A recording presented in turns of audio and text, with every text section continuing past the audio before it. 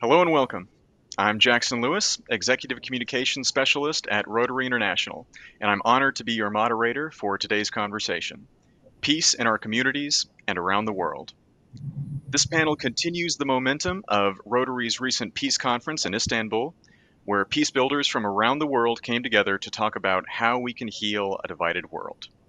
And today, we're continuing that conversation by exploring what peace looks like not just on the global stage, but in the places we live, serve, and lead every day. We have an inspiring group of panelists with us, each bringing their own lived experiences and lessons about peace building from the front lines. First, we're joined by Dr. Rose Cardarelli, an internationally recognized educator, humanitarian, and retired U.S. Army Medical Service Corps officer. She led the first Wounded Warrior Brigade at Walter Reed Army Medical Center and now serves as the president of the Washington Global Rotary Club and CEO of the Education for All Coalition. Her work spans UN agencies, refugee crises, and global education initiatives, and she continues to be a powerful advocate for human rights and dignity. Rose, thank you for joining us. Thank you. Next, we welcome Freddie Mutanguha, a survivor of the genocide against the Tutsi in Rwanda, and now CEO of the Aegis Trust and director of the Kigali Genocide Memorial. Freddie has dedicated his life to peace education, helping communities around the world confront violent pasts, heal from trauma, and build futures rooted in empathy and understanding. His work in Rwanda has helped shape national curriculum, and he's now working with leaders across Africa to expand that impact. Freddie, very glad to have you. Thank you very much. And finally, we are honored to be joined by Rotary International President Stephanie Yurchik, whose presidential theme, The Magic of Rotary, reminds us that real transformation begins with connection. Stephanie has led international service projects around the world and is a passionate advocate for Rotary's action plan, the eradication of polio, and spreading positive peace. Glad to have you here, Stephanie. Good to be here. With that, let's get started. And Rose, I'd like to direct the first question your way. As a parent myself, I am especially concerned when children are affected by conflict around them, anywhere in the world. So, focusing on children, what are some of the ways that education can help heal communities, and what can everyday people do to support that healing? Well, first of all, I've had, I would say, the unfortunate experience of having to go around the world and seeing children in displaced positions and deprived of some basic human rights. And so, traumatized children are really the most vulnerable in the world, and they benefit the most from education. And education is, again, a basic human right that all children should have because we want children to be able to maximize their potential and to reach their fullest productivity so that they can become productive citizens in the world and be able to take care of themselves and take care of families. There are many ways that we can respond to this as parents, as citizens, as humanitarians, and that is through advocacy, through influencing policy change, through increasing financing, facilitating trauma responses, and providing education through communities and other led projects. I've seen how actions have become effective in different places around the world where children have been deprived. And I think Rotary is best postured to be able to provide education in the sense that we're in over 200 countries with more than 35,000 Rotary clubs around the world. So I really think we have that ability to be able to respond to education so that children are able to compete in this world. Thank you, Rose. And since we're on the topic of education, Freddie, I'd like to direct the next question your way. You have helped develop a peace education program that has changed hearts and minds, even among those considering violence. What makes that model effective, and how can it be adapted to other communities that are dealing with conflict today? Thank you very much. It's a privilege and an honor to speak on this session today. You rightly said, actually, peace education program I helped to develop at Kigali Genocide Memorial in Rwanda has a proven effectiveness because it goes beyond academic knowledge. It speaks to the heart. why global literacy stood at 87%, even plus. That was the study that was done by the World Bank. And having educated people at 87%, and we're still witnessing atrocities, genocide, crimes against humanity, war crimes, it shows that there is a question, a very crucial question that we are not responding to. And the education is failing to respond to that question. So why this persist? It's very clear that only one education that really goes to feed the mind is not effective. And we need to have an education that goes straight to the heart. So I'll give you an anecdote. And Felician Ntajengerwa, a survivor of genocide against Tutsi in Rwanda, once he said, if you knew me and you knew yourself, you don't have to kill me. That statement captures very well what makes our model effective. It emphasizes on empathy, self-awareness, the moral responsibility, and to see humanity in others. And the peace education program designed to build critical thinking, empathy, compassion, individual responsibility. They are not just academic skills, they are life values. We don't teach people how to think. We teach how to question injustice, how to stand up against injustice, and how to care instead of kill. This approach has been shared in several countries in Africa and several countries in Europe. Why? Because we have Itilana Kigali Genocide Memorial.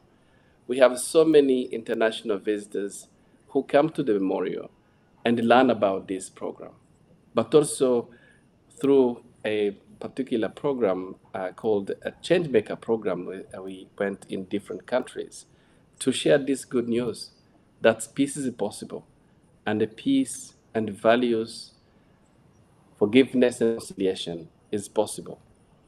So it's very, very important that we learn about peace education program, because it's gone cognitive learning to affect the emotion and ethic to develop actually the personality of human being in terms of changing behaviors and be much more peaceful.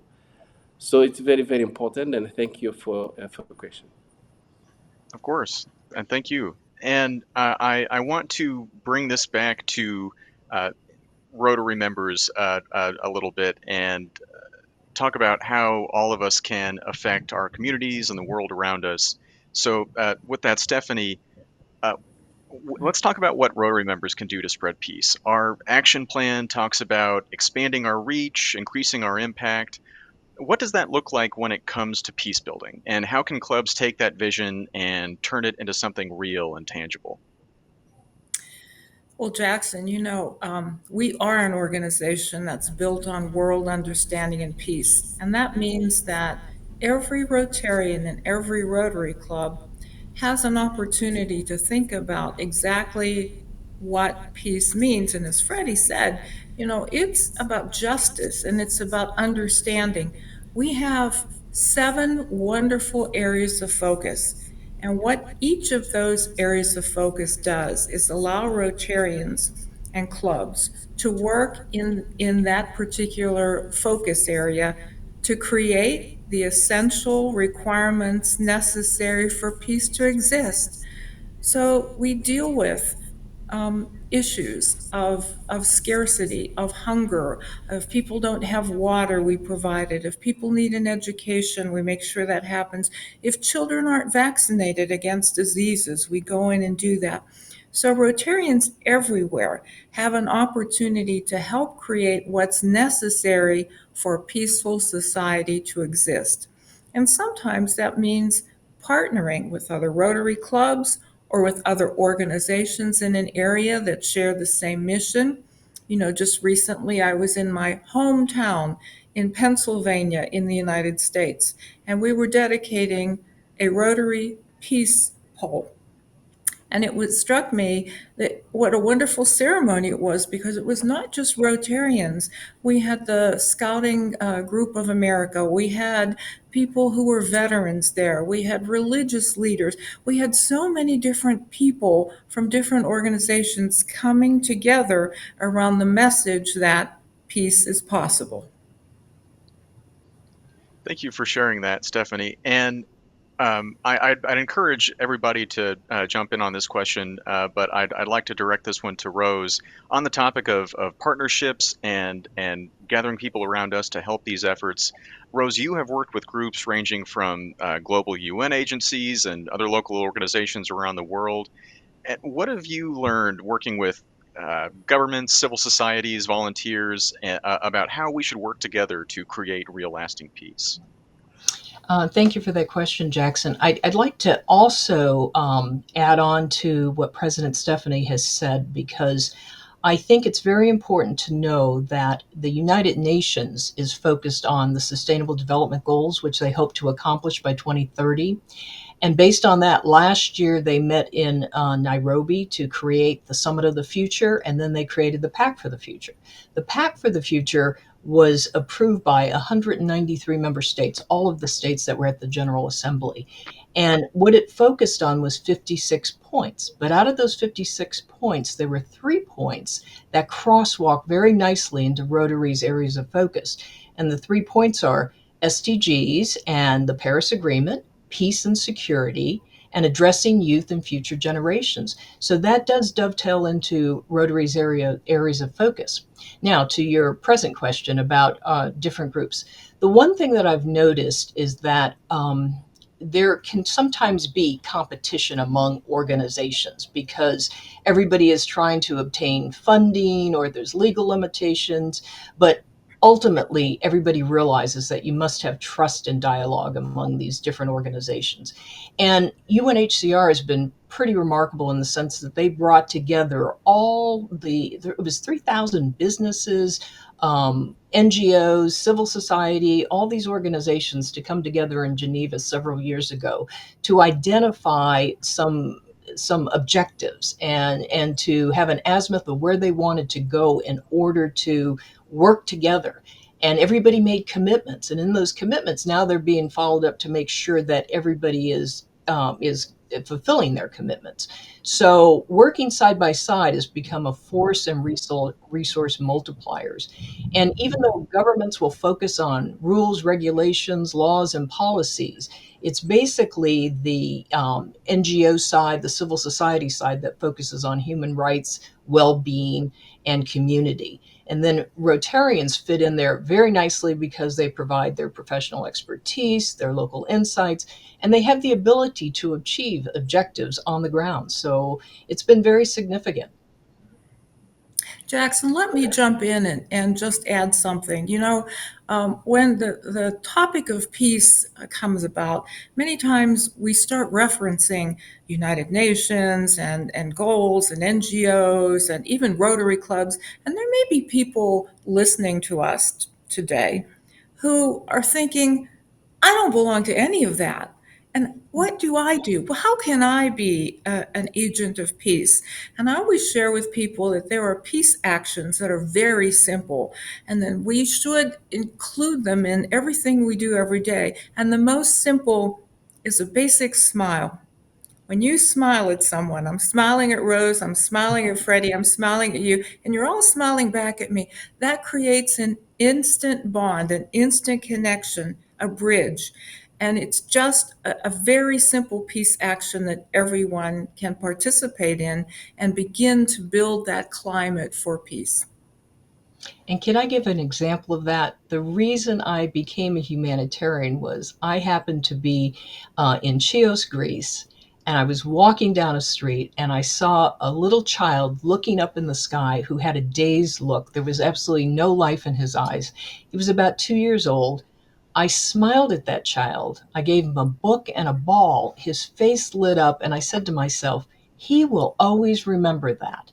And so kindness and smiling, you're absolutely right. That opens the doors. Well, thank you for sharing that, Rose. And yeah, we should be treating children as children, and giving them the opportunity to be children. And sometimes that can come out in small ways, but these small things can still be powerful. Freddie, Absolutely. I'd like to ask you. You mentioned your work with the Kigali Genocide Memorial, and sometimes, depending on the community or the conflict that we're dealing with, there is a lot of pain to recover from, and remembrance can be a powerful part of healing. How Mhm. can we honor some difficult histories that some communities might have while still looking toward the future with hope? So thank you very much again. Complementing what President Stephanie and Rose was saying, um, when genocide happened in my country, we had some people who showed compassion, who really made a difference to, we all survived, and the many of us, because someone have shown that compassion, have shown that love, and have shown that, that support. So right after genocide, we as survivors and Rwandan community, we thought that it's very important to have memorials in the country to remember what happened, so that what happened to us shouldn't happen again to any other communities. So the Kigali Genocide Memorial is not just about looking back. It's very essential part of building a peace and a very peaceful future. For the last 20 years, I spent to this memorial. So I learned a lot. It's a memorial that is a burial place as well. 250,000 victims of genocide are raised in dignity in this memorial. Yes, it's a memorial, but it's also a place of life. It's a home. It's a place where survivors and hundreds of visitors come and learn, grieve, and also to heal. And it's very, very important for all of us as humanity. So honoring difficult memories means holding space for truth and reflect on what happened in the past. The memorial helps survivors process their trauma, but also educate the world. It reminds us that if we do not understand where we came from in our past, it's very difficult even to plan for the future. It helps really to, it's very important to look actually how the mistakes of the past, and in order to make a choice, what kind of future we need in 100 years or 10 years, 50 years coming up. It teaches how human being is, what capable the human being is, when we are not capable to read the warning signs. It can be worse if we look back to warning signs. It can be best if people become like what Stephanie or Rose were talking about, um, really having a smile to others. So so many people say that the memorial is there to blame or to accuse the perpetrators, but the memorial are not, the function of the memorial is not like that. The function of the memorial is to challenge and reject the hate ideologies, wherever it comes from, or from survivors, from perpetrators, from anyone from around the world, but also to show how the past actually been challenging and also have been actually taking lives of people. So by remembering, we are not trapped in history. We are empowered by it. And by remembering, we feel much more guided to the future. So I call to be, the memorial is very, very important to humanize others and also to prevent any division. So it's also there to guide us in terms of what can we do. Uh, President Stephanie was saying that, what can I do to, as a human being, as a person self, as a member of community, to to build a peace. So it's very important that memorials remind us what happened in the past, so that it can strengthen our commitment and make sure that the hate doesn't lead to violence. So looking forward with we look forward actually to see how people can really be able to come together, because this is very, very important.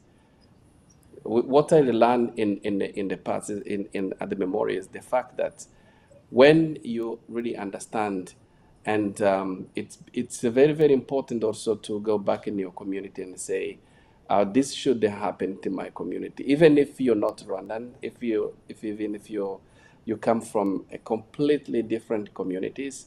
When you learn what actually the human being can do, you're able to go back and say, this shouldn't happen in my community, what is very, very important. And Freddie, I would also add that that's education. It's education to learn to be civil, to respect human rights, to respect dignity, and all of that. And sometimes it seems like we've gone off the path in civility and dignity and respect. And Yeah, yeah, to be able to remember is important. absolutely. Yes, you're right. And it's also extremely important to practice listening correctly.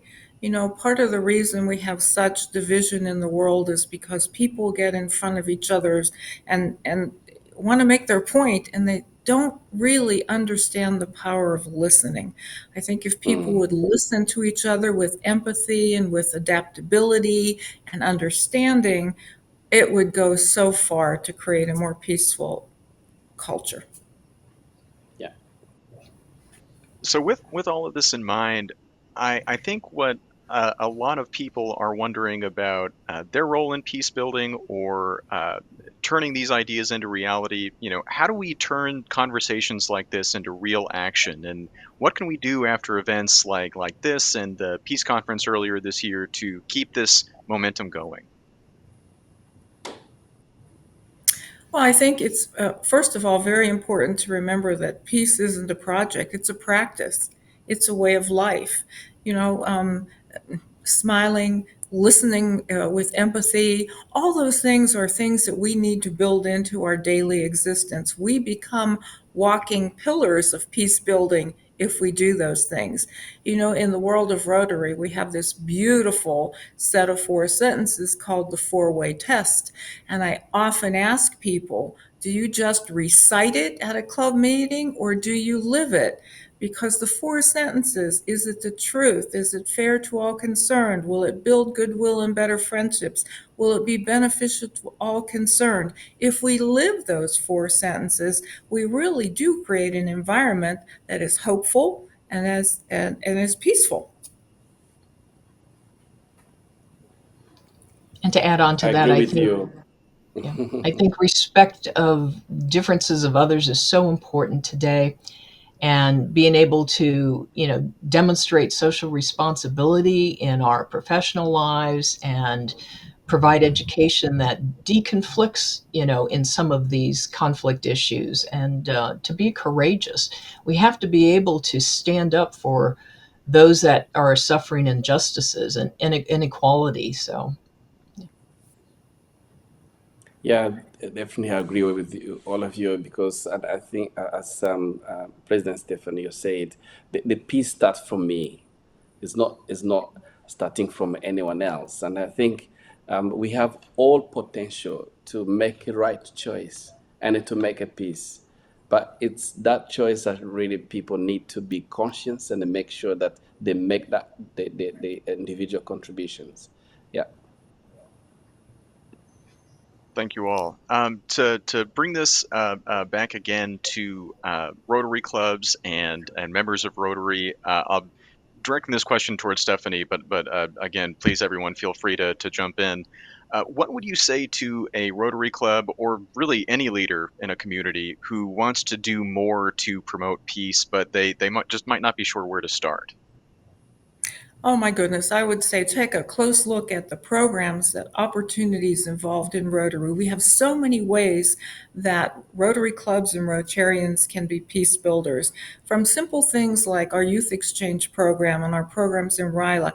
We're creating peace one student at a time. When we send a student out, or bring a student in, they represent their country, their culture, their language, and it's just a remarkable way to build peace.